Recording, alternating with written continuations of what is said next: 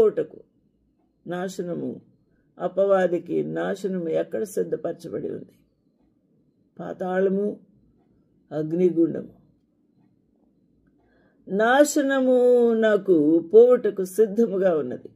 భూనివాసుల్లో జగదుత్పత్తి మొదలుకొని జీవగ్రంథమందు ఎవరి పేరు వ్రాయబడలేదు. వారు ఆ మృగముండెను గాని ఇప్పుడు లేదు.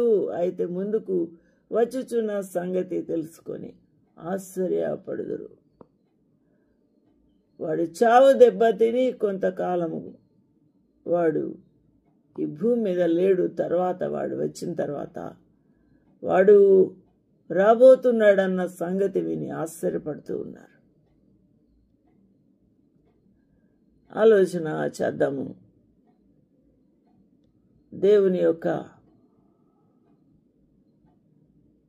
ఈ మహాబబులోను వేశ్య, ఇక్కడ మనము ఆయన తీర్పు తీర్చు గడియ వచ్చెను. అందుకే ఆకాశమును, భూమిని, సముద్రమును, జలధారలు కలుగచేసిన వానికి నమస్కారం చేయుడి అని దేవదూతలు గొప్ప స్వరముతో చెబుతూ ఉన్నారు. ఎందుకనగా ఎవరినైతే పూజించుచూ ఉన్నారో, ఎవరి వెంబడైతే వెళ్తున్నారో వాడికి తీర్పు ఉంది. వాడి యొక్క అంతము, నాశనము. అందువల్ల సర్వ సృష్టిని సృష్టించిన ఆ ప్రభుకే నమస్కారము చేయుడని గొప్ప స్వరముతో చెప్పెను. హల్లెలూయా. దేవునికి మహిమ కలుగునుగాక. ప్రకటన గ్రంథము 14:7, 14:8 వేరొక దూత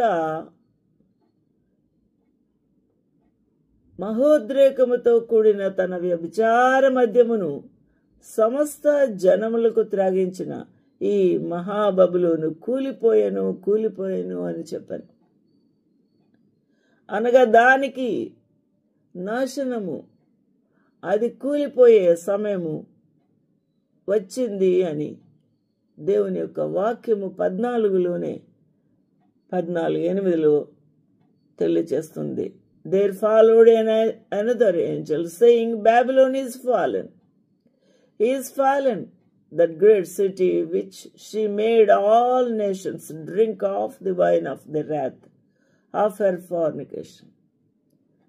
తన మద్యపు మత్తుతో ముంచివేసిన